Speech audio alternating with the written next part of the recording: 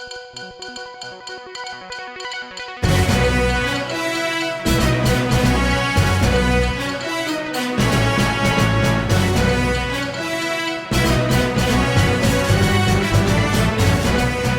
and welcome back to another episode of Tiger Eye. Beta Club induction is tonight, so congrats to all of our new members. This year, our girls tennis team has made it to playoffs, which they haven't done since 2019. Anthony is talking with some of the players and the coach. Oktoberfest happened recently in downtown, and this week we are learning what all goes into hosting a festival. Connor is taking a closer look at this year's trunk or treat. First, let's give it to Anthony. Last week, our girls tennis team made it to the state dual playoffs for the first time since 2019. This year, they made it all the way to the second round. All throughout the season, our tennis team has been giving it their all to make it to the playoffs. I think the season has been good in the sense that just the gradual building up to this point. Our tennis season has been going really well so far. We tied for third in our conference. I think it was outstanding. If you could have made a checklist of things we wanted to accomplish before the season started, I think we would have checked them all. The growth of relationships themselves, as well as their ability to survive in the closer matches, all contribute to the team's success. I think the atmosphere that we create during our tennis season and even during the preseason contributes to our success. How we interact with each other, I would say that because we love each other so much that it makes us stronger as a team. I would say just personal hard work, and also of course Miller helping us and guiding us for what we should be working on and going through drills. Our ability to survive in close matches, because we've been in a lot of 5-4 matches, and winning some of those 5-4 matches has been what's got us into the playoffs. So their ability to not panic, not stress out, and just be their best in what normally would be a stressful situation. I think we're very balanced, very balanced through the whole lineup.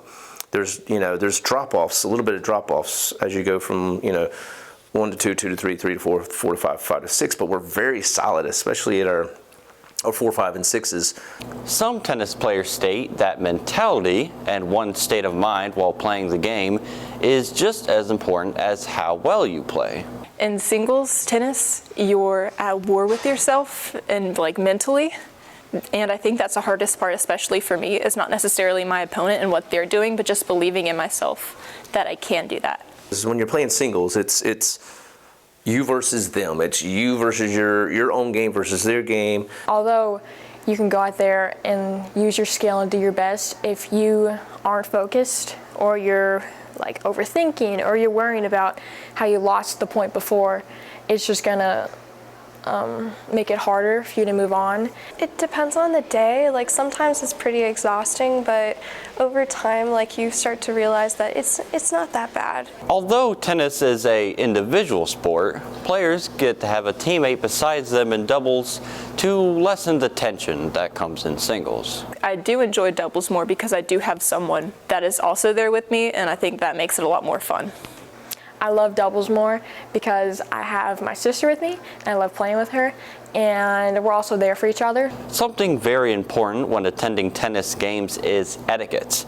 Cheering during the games is discouraged as to not mess up the point, even if you want to cheer on your daughter or player during the game. It's hard to always take the coach out of you because you're always going to be like, ooh, you need to, but you can't. So you gotta step back and watch the game. By the time they get there, they are what they are at that point. I just try to reduce the stress level, get them to play free, and not worry about the outcome.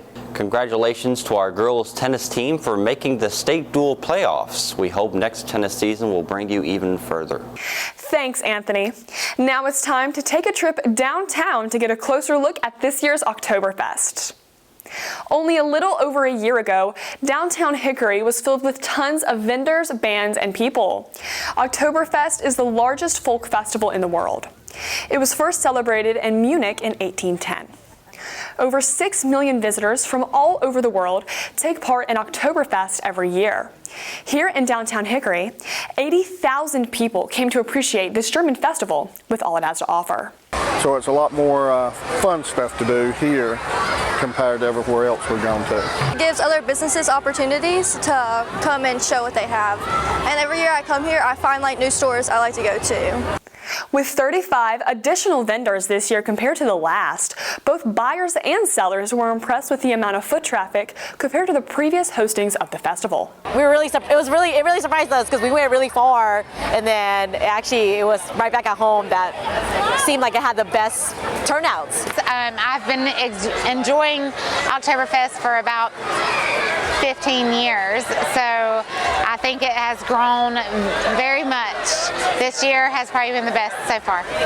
With 42 food vendors and 20 different music artists, Oktoberfest definitely did grow this year, and with it our community does too. Gina Bumgardner, member of the Downtown Hickory Development Association Board, helped contribute to this crowd. It's definitely extra work, but it's all about community. So it's about promoting the downtown and providing a good experience for everybody who comes to the festival. So it's about building community and strengthening relationship. There is something for everyone to participate in at the festival, whether customers are looking to see the German aspect culturally or just want to have a good time. There's been all kinds of polka bands that are playing, and I understand that our sister city in Germany is over here, and they're actually swapping beer recipes with us. You can get your fair share of German food and music at the festival, but there are a lot of non-German aspects of the festival too. Having 5 different coordinators and 4 different stages going on all at once, there's a lot to do to keep everything running smoothly. With all the hours spent to make everything perfect, the festival going well is its own reward. It's a great time, so it's definitely worth the effort. I always say I'm in the good time business, and putting on events and making people smile and watching people have a good time and getting people just say, hey, this is great, keep doing what you're doing, that's what brings me back. Connor this week is talking to some that are involved in Trunk or Treat to give us a little more insight on this year's. Trunk or Treat has been an event here at Ford for 3 years now. Since 2020, students getting involved in Trunk or Treat help kids get a new trick or treat experience. Definitely getting involved with the school is really important, and it shows that you like to be involved. It helps you better socially. Well, I participated in the event through International Club, where Miss Colley had us, she asked the club who was able to drive and bring their car, decorate it, and get candy to give it to kids.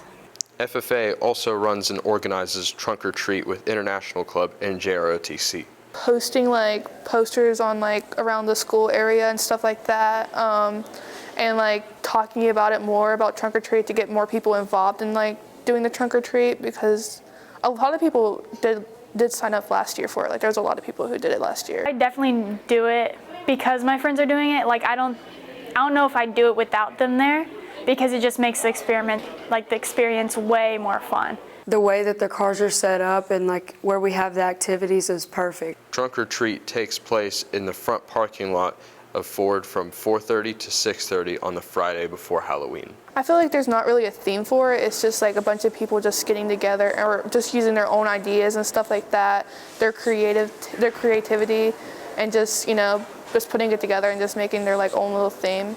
I don't know. And if I did, I would want to keep it a secret. On average, they serve around 100 kids, and they also do face painting. I feel like we had a bunch of little kids dressed up as little princesses or ninjas and stuff, so the people in the cars kind of played with that. We had people as Beauty and the Beast and people as Ninja Turtles. We had all that stuff that played to a little kid's mind. Really, the high school students can make an impact on the little kids, whereas normal Halloween events, it's really just parents trying to do stuff for their children.